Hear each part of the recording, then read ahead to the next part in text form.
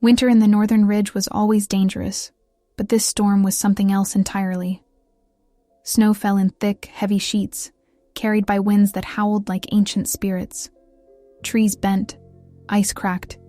Even the mountains groaned under the weight of the growing blizzard. But deep inside the storm, a single light moved. A bright blue pair of eyes, glowing like frost in the night. This is the story of Frost the Husky, and the night he faced the storm that almost swallowed the northern ridge forever. Part 1. The First Warning. The storm began earlier than expected that morning. By noon, most families in the valley had closed their doors, locked their windows, and gathered around fireplaces, hoping the blizzard would pass. But high in the mountains, Frost the Husky sensed something wrong long before the humans did. Frost lived with Elias, an old search and rescue mountaineer. But today, Elias had stayed in the cabin, injured from a fall the week before. It was Frost's job, and Frost alone, to keep watch. The wind pushed against his fur, cold enough to sting even his thick coat, but Frost stood tall on the ridge. His ears pricked forward, his tail stiffened. Something distant echoed beneath the storm. A cry. A faint, muffled cry. Not an animal's cry, not the wind, not the shifting of snow. A human voice. Frost growled deep in his chest. He knew that sound. Someone was out there, trapped in the storm. Without hesitation, he ran back toward the cabin, where Elias sat wrapped in a blanket, staring out at the storm. Frost barked sharply. Elias looked down. "What is it, boy?" Frost barked again, louder, more urgent. Elias knew that bark. It meant someone needed help. He limped to the window and listened, but the wind drowned out everything. Still, he trusted Frost. "You'll have to go alone this time," Elias whispered, gently fastening Frost's collar beacon. "It's too dangerous for me. Bring them home, boy." Frost didn't wait. He charged into the storm, leaving only paw prints that the wind erased seconds later.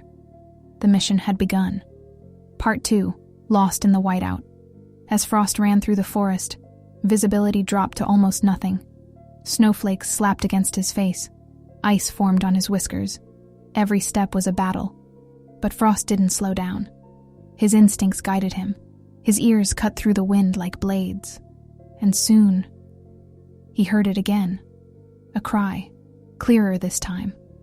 A child's voice. "Help! Please, somebody!" Frost sprinted toward the sound, weaving between fallen branches and half-buried rocks. After several long minutes, he reached a clearing, or what used to be one. The storm had buried everything under several feet of snow, but Frost saw movement. A small mitten sticking out of the snow. A child, buried.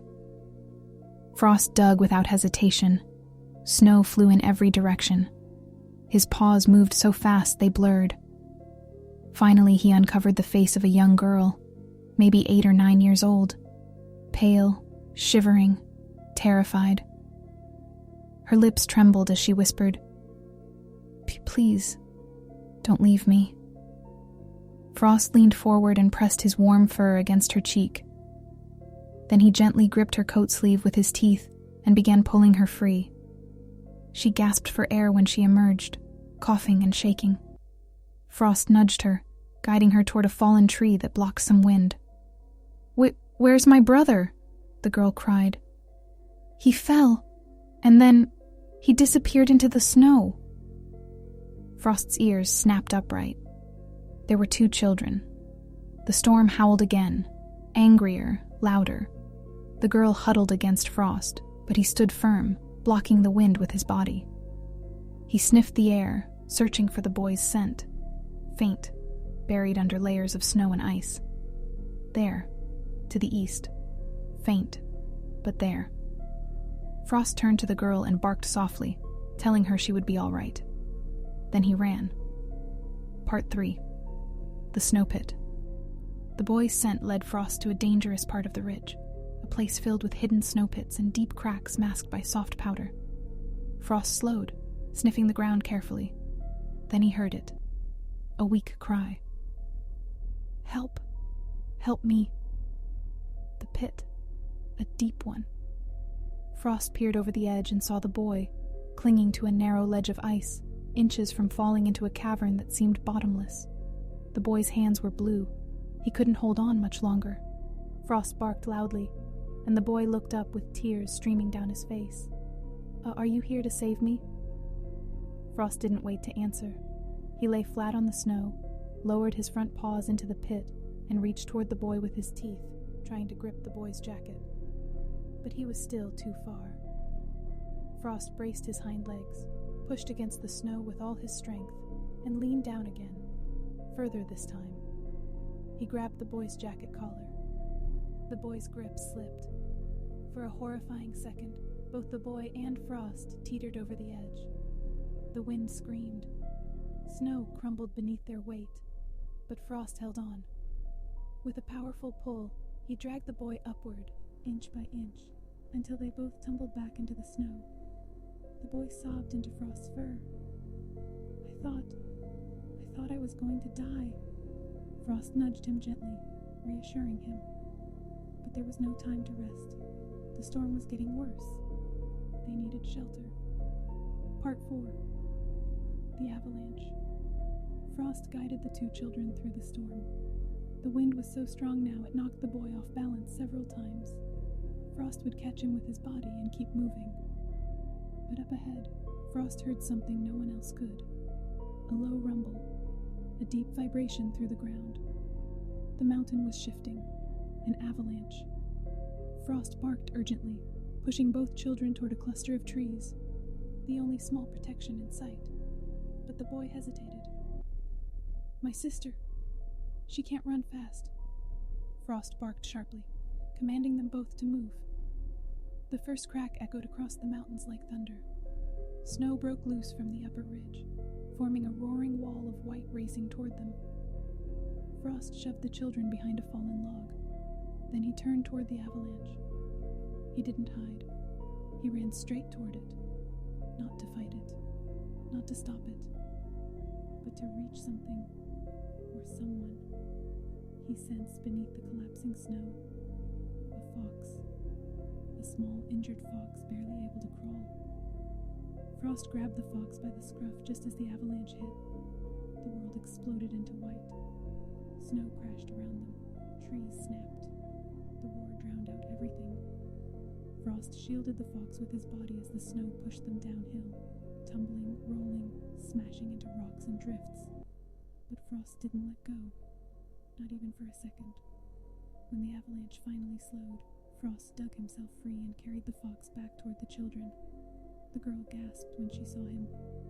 "Frost, I thought you were gone." But Frost simply wagged his tail once, tired but alive, and nudged them forward. They needed shelter. Now. Part 5. The Ice Cave. Frost guided the children toward an ice formation he knew well, a hollow cave beneath a frozen ridge, protected from most of the wind, yet still dangerous if the storm grew worse. But it was their only option. The girl and boy huddled together inside. The fox curled at their feet. Frost stood at the entrance, blocking the wind, eyes scanning the storm for any sign of danger. Hours passed. The storm raged harder. Ice cracked overhead. And then, the worst sound of all, a long splitting crack along the ceiling of the cave. The roof was collapsing. Frost lunged toward the children, barking loudly to warn them. The boy screamed as a chunk of ice fell nearby. The entire cave began to break apart, with massive slabs of ice ready to fall and crush everything inside. Frost barked again. The command bark. "Run. Now." The children dashed toward the exit. Frost grabbed the fox again and sprinted behind them as the cave split open. A massive sheet of ice dropped, landing exactly where the children had been moments earlier. The cave was no longer safe. They had to reach the cabin.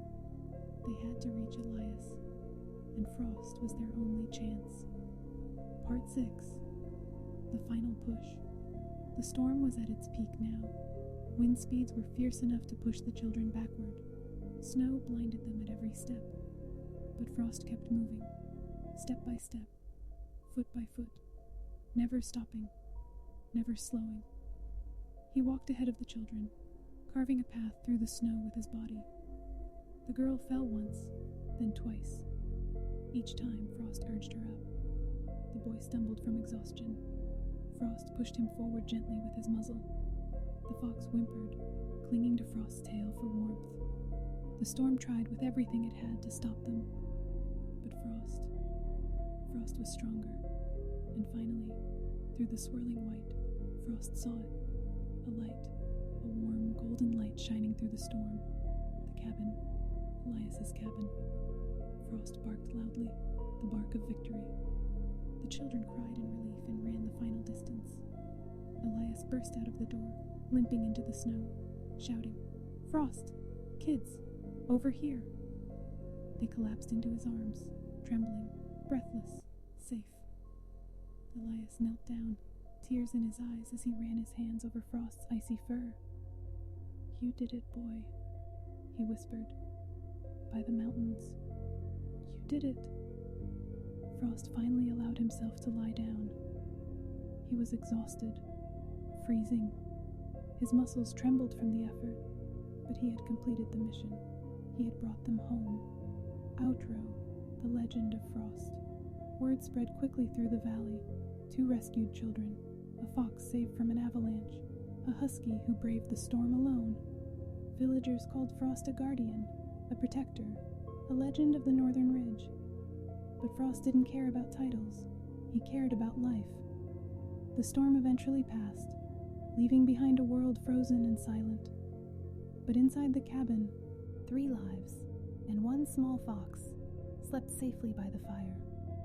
Thanks to a hero with ice blue eyes and a heart strong enough to face the mountain itself. This is Frost the Husky.